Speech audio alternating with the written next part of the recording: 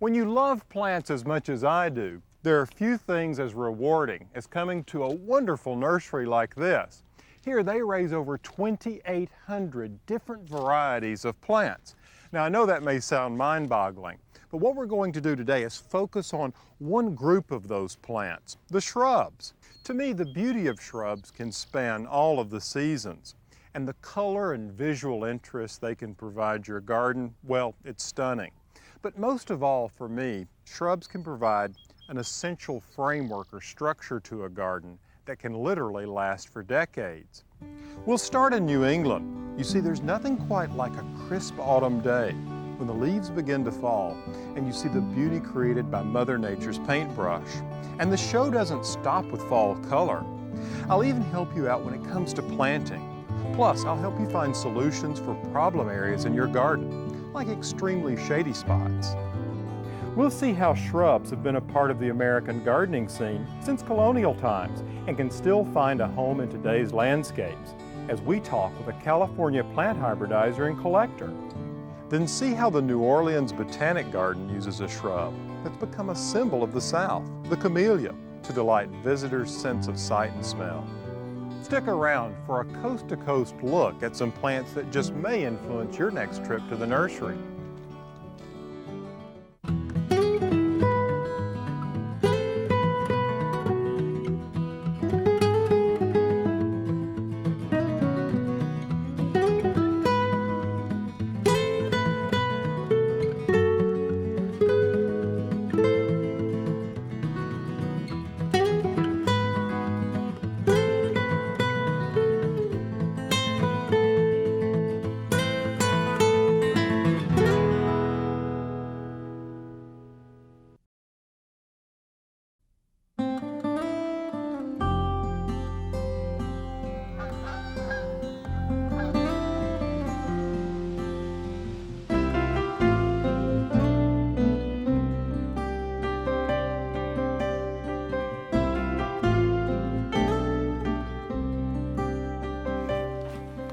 The fall is one of my favorite times of the year. I feel like I can slow down a little in the garden. I don't have the same sense of urgency that I do in the spring. And even though these trees are spectacular, they're beginning to slow down too. Whenever I think of the fall, I think of New England. It's world famous for its spectacular foliage and picture postcard scenery. The hills are awash with color, but this dazzling show starts very quietly in late August and early September. And depending on where you are along the East Coast, it peaks sometime in October. Now I'd have to say if there was a signature tree for this region, and it happens to be a personal favorite, it would be the sugar maple. I suppose the reason I like them so much is that you can get such a wide range of vibrant color in one tree, and the contrast of the foliage to the stems and trunk is striking. Of course, this time of year, every part of the country has its favorites. In Colorado, you have those beautiful aspens. And on the west coast, there's redbuds, sweet gums, and honey locusts. And even in the south, where fall temperatures can be warm and the growing season is much longer, you have the beautiful dogwood. And while not a native to this country, the ginkgo or maidenhair tree seems to thrive in every region. Of course, these are all trees, but over the years I've developed a healthy respect for other plants that can give the fall garden a little zip, such as shrubs, perennials, and grasses. Let me give you an example, which is an old standby.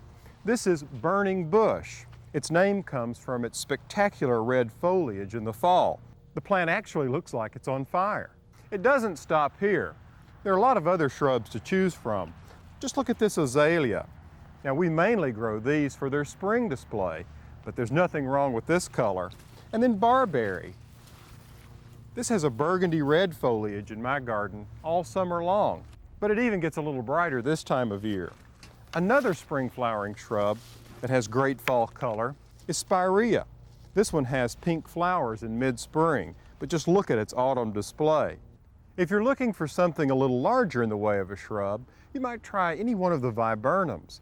Their fall color can be equal to many trees.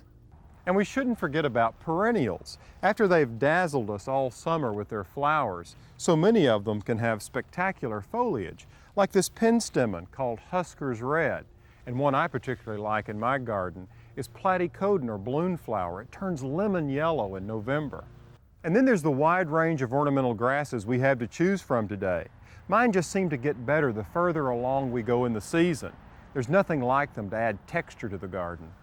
Other forms of texture I can't imagine being without are any of the trees and shrubs that produce interesting fruit, like these crab apples, or the beauty bush with its clusters of purple berries. This is a native plant and it's sometimes called French mulberry. As you can see, there's a tremendous range of variety to choose from among the shrubs and perennials. So along with planting trees that reach upward, why not plant some colorful things that you can enjoy at eye level? After all, now's a great time of year to get them in the ground. This is because with cooler temperatures and shorter days, the plant is going dormant. There'll be much less activity with the upper part of the plant, but there's still plenty going on with the roots. By planting them now, the plant has plenty of opportunity to establish itself and settle in before it flushes with growth in the spring. Now there are several things you can do to help them along. You want to encourage all of these roots to spread out and take hold in their new home. One of the best ways to do this, if the plant is in the least bit root bound, is to gently tear the roots like this before planting. Once you get the shrub in the ground, add a root stimulator that contains vitamin B1 to the water, and then water it in. You see, this root stimulator helps to accelerate the development of feeder roots. Many of these root stimulators contain a mild fertilizer, which is fine for this time of year. Wait and do the heavy feeding in the spring. You'll also want to tuck your plants in with some mulch. 3 to 4 inches will help keep the roots consistently moist and also help them withstand extreme changes in temperature. This time of year, there are plenty of opportunities to help give your plants a jump on spring, so don't put those gardening tools away just because it's fall.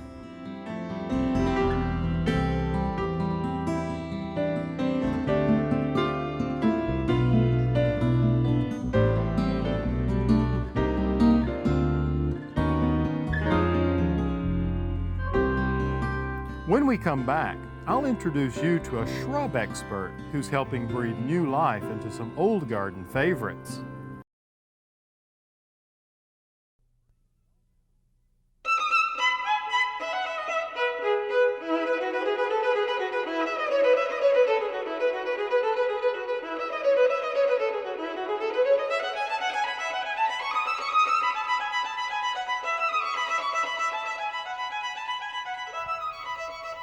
Shrubs play an important role in our landscapes. So much so, we tend to take them for granted, but I can't imagine my garden without them. Throughout history, we've used them in a variety of ways. For instance, here at Stratford Hall in Virginia, they use shrub planting around the foundation of the house minimally. But today, we use them in a variety of ways. When people first landed on these shores, of course, they brought with them a few of their favorite plants from England and other parts of Europe. But they also, as they fanned out into new areas, found native plants beautiful and began to cultivate those. Nevin Smith, horticultural director at Suncrest Nurseries in California, is an expert on hybridizing old-fashioned shrubs and bringing improved varieties to the home gardener. Of course, there's a long history at this point of cultivating American natives. A lot of those were taken back to England and other parts of Europe and used for reselection, diversification. And then a lot of those plants were forgotten over the years. Well, like this hydrangea. This is a good example of an old standby making a new comeback. Yeah, the old-fashioned PG hydrangea had these enormous mounds of all sterile flowers that bowed the stems over. Yeah, made them very heavy. And here we have a much more graceful lace cap type pattern, which displays very well. It makes it a nicer overall shrub. Of course, the problem with many of these old-fashioned shrubs is they're so large. That's true, and one of the unspoken challenges in plant selection now has to do with finding things that are more appropriate for smaller gardens that still want to maintain a large variety of different plants under the same roof. Right, this is a wonderful little viburnum. A selection called Fujiensis, and quite slow growing, very controllable, and ultimately a very graceful plant making tiers of branches. Look, the flower looks a lot like the bloom on Shasta viburnum. Exactly, but everything's something somewhat in miniature. And instead of taking off with long arms like rockets, this is a very restrained in growth, and in fact also puts lots of its energy into flowers, blooms almost all summer. A perfect shrub for the small garden. Exactly. The salvias are a really great group that kind of illustrate the whole process of things getting selected regionally, coming out of the wild, and then gradually becoming garden plants.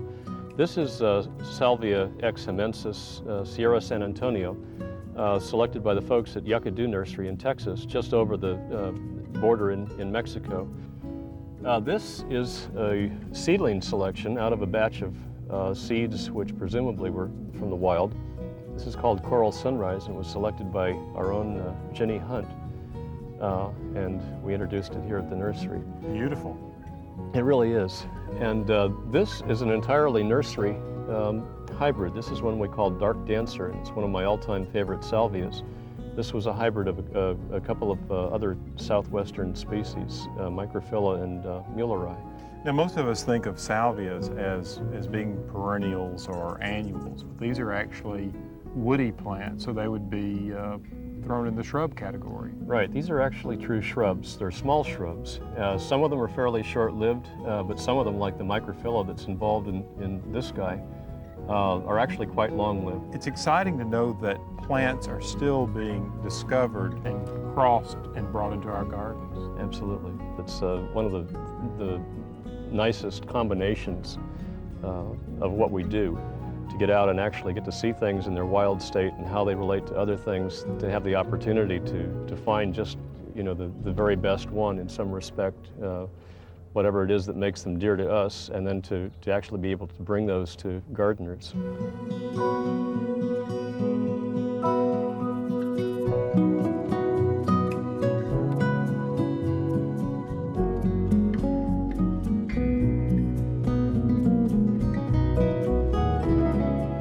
Coming up next, we'll see how hydrangeas can be the perfect solution for shady areas in your garden.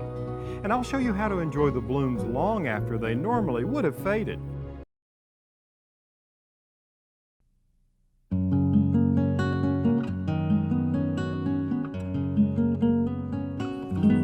Like everyone else, I like solutions to problems.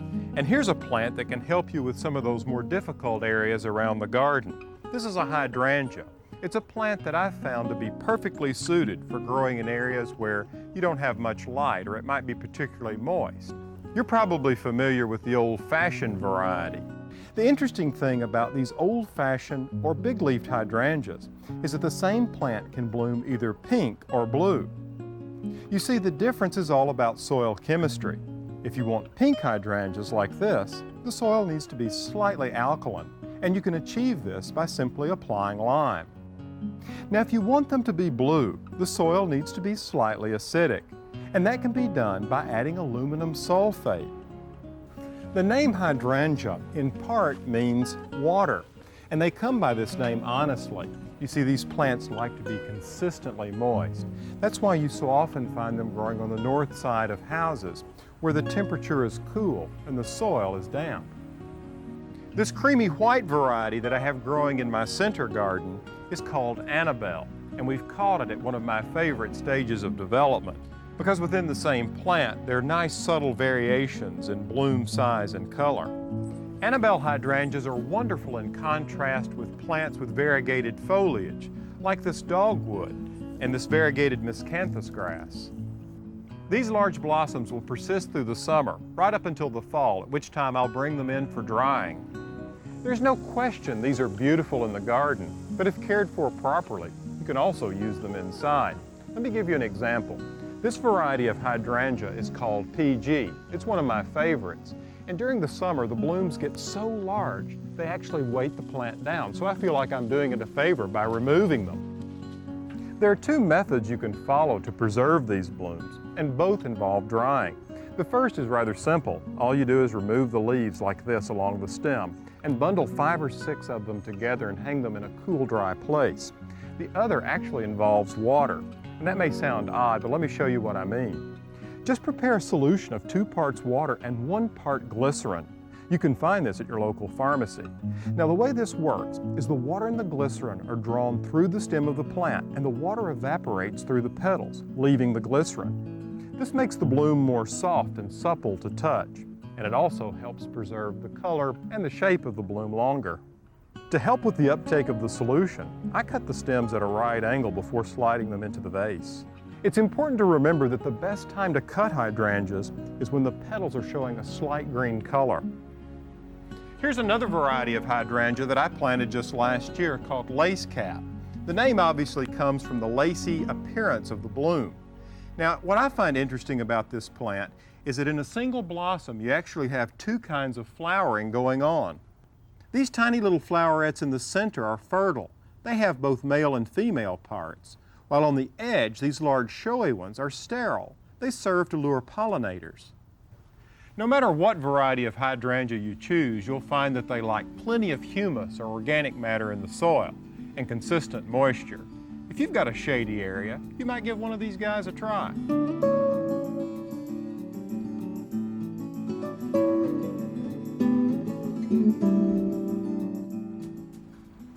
One of the great things about gardening is that no matter what growing conditions you're faced with, there's some plant that will flourish there.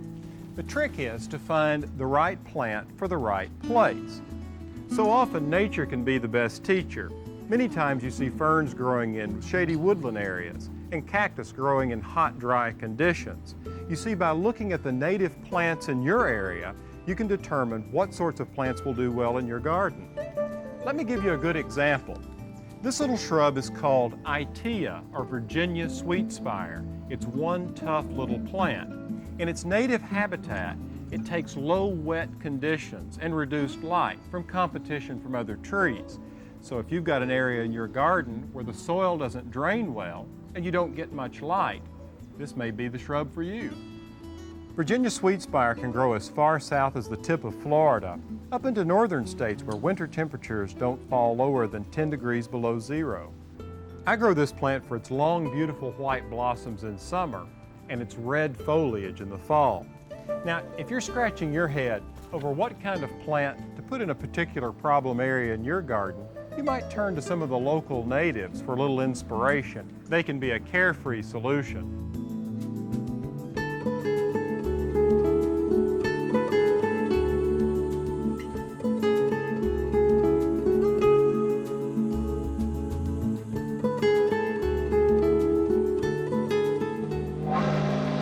Next, we travel to the Crescent City to see the Camellia collection at the New Orleans Botanical Garden.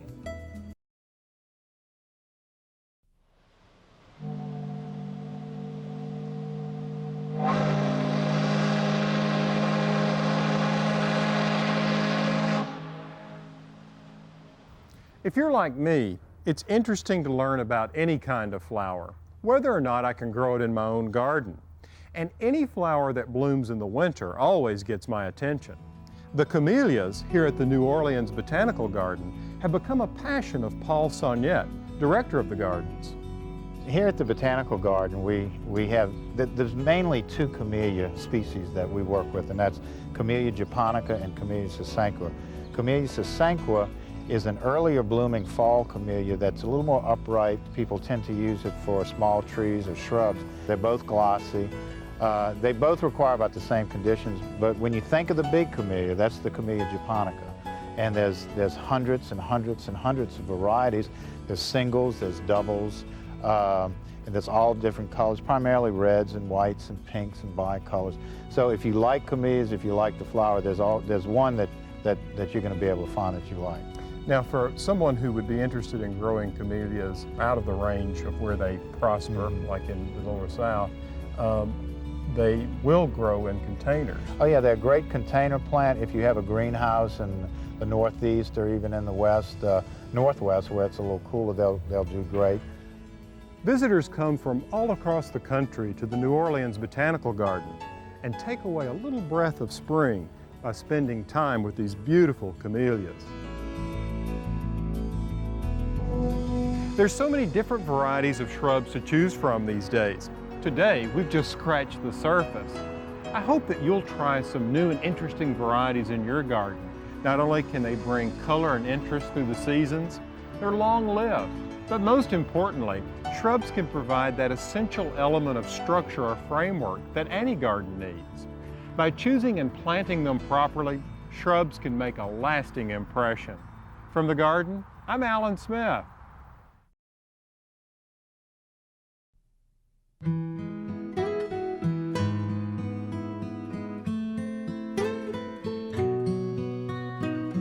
In this garden I dream of a bed of flowers.